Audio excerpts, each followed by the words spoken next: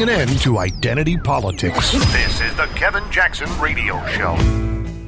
Welcome back, free-thinking, pro-American, pro-military conservatives. I love you folks. Glad you're with me. Kevin Jackson is who you're listening to. It's Kevin Jackson Show, KJRadio.com. Hey, do you eat meat?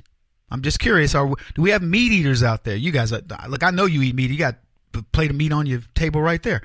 So, I know, come on, audience, I know who you are. I know you. We know each other. You're a bunch of meat eaters. You're a bunch of carnivores. Good for you.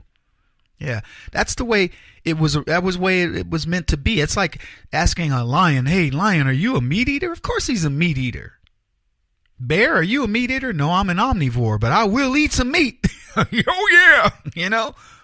Anyway, I saw this story. It was campus reform, the guys that go out on college campuses and give us the report on how the millennials are doing, the youths.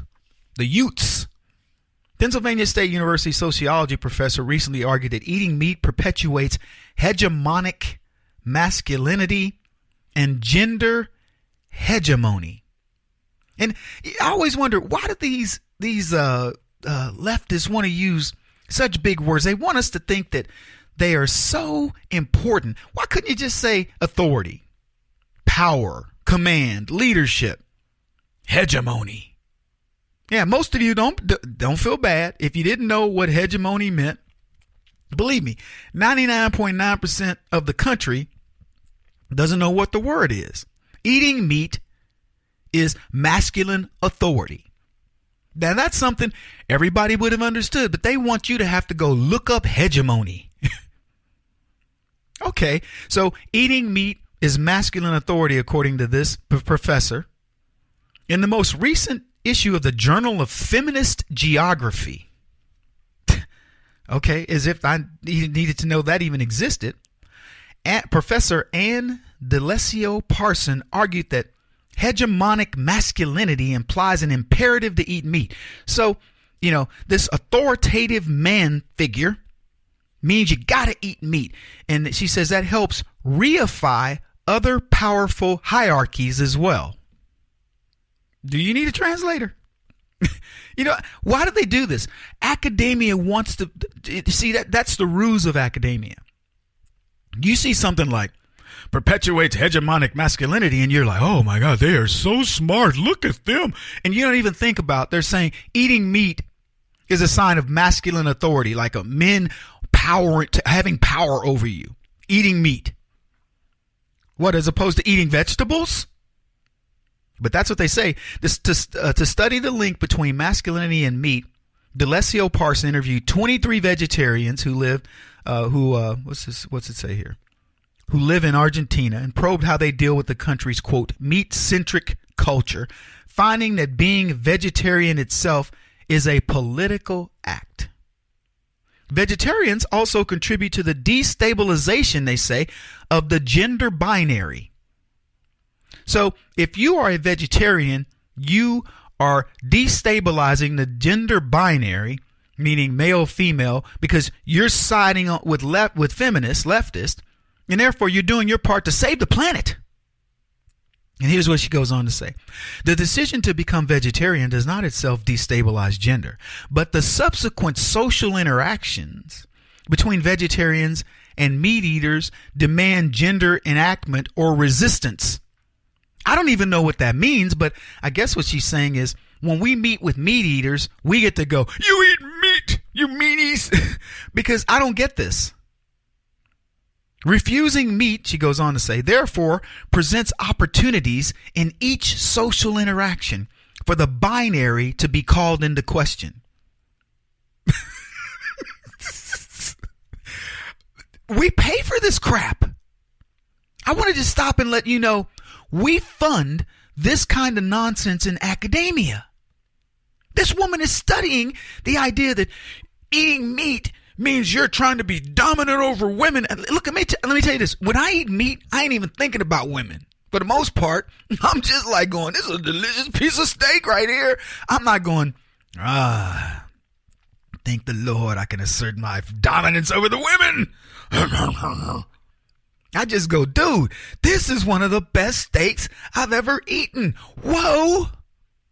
And I'm sure you think the same thing. Have you ever thought about your hegemony as you were biting into, I don't know, a pork chop or a good old bacon wrapped shrimp? Are you kidding me? I ain't even think about them broads. Oh, I said it. This is so crazy. We should be studying that. You know, we should be revolting against this Delesio Parson chick and saying, why are you wasting our tax dollars studying this nonsense and teaching this nonsense? Delesio explained that her interest in this issue arose after spending 5 years as a vegetarian in Argentina. Now, I'm going to stop there and just tell you, that's how all their interests arise. Hey, I tried it for 5 years, and so this is what I was thinking as I was doing it. And I decided I would get somebody to fund my nonsense. So I got into academia. I asked for a grant and somebody gave it to me. So now I'm studying this nonsense and I have to rationalize it because they're not going to give me money next year if I don't. That's the rules of education. She spent 5 years in Argentina, decided to go vegetarian. And what was she there to do? She was an English teacher. Oh, yeah. No, she wasn't studying gastronomy. She wasn't studying cuisine. She wasn't going to cooking school. She was there to teach English. And got a sideline. Went there to eat English. Met Raul, the Argentinian cowboy, who says you should try life as a vegetarian. And she decided to do it because she wanted to please Raul. Next thing you know, she's decided she's going to work on destabilizing the gender binary and the hegemony of meat in its authoritative nature. Can I make it up? She says she realized that vegetarianism isn't just a lifestyle choice, but a feminist act. Women, one of the ways they push back against patriarchy, they say, this is my body. You don't get to tell me what comes in and out. Vegetarian is a way women can assert their, this is a quote, agency and autonomy. That's right. Who knew? Who knew how powerful you could be, women, by just asserting yourself through your food choice? She says this.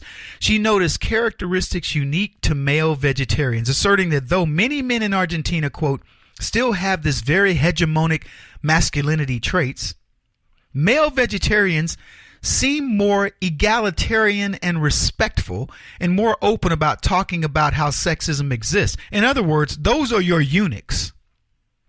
You show me a vegetarian dude, and I'm going to show you a eunuch. A dude who does not want to argue with it. Look, I'm going to tell you something. I have nothing but respect for women, but don't try to bring me your problems and act as if your problems are in some sort of a vacuum. I've already had this discussion with you, my radio audience at the Kevin Jackson Radio Show. I'm all about the females. I understand you have a different set of plumbing.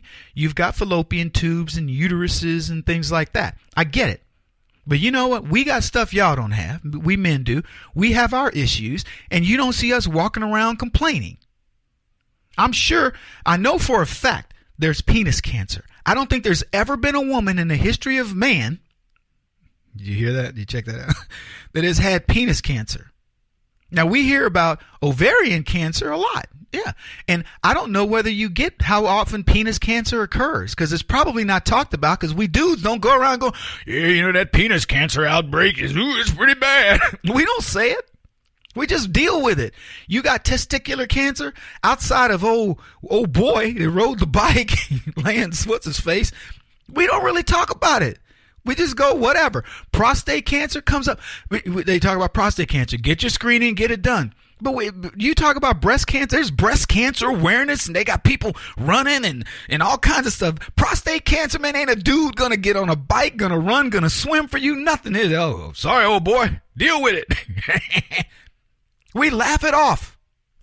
What are you talking about? Don't be talking to me about your problems as if we don't have our set of problems. And you know what? We don't think, well, prostate cancer. Prostate cancer, from what I hear, happens pretty much very often with men at a certain age. Over 50, get your prostate checked. And then even when you get a certain number of people, you're going to get it. But we ain't around messaging all mad. We just go, okay, well, let me go get checked. I got it. Okay, let me get under the knife, whatever. I hear it even causes erectile dysfunction. Perhaps. You don't see us complaining. Somebody just went out and made a pill or got a pump and went, all right, deal with it, dude. Yeah, eating meat. People are crazy, man. I'm sick of this stuff. He won't stop until he's the top-rated radio talk show host in America. What kind of weird competitive freak are you? This is the Kevin Jackson Radio Show.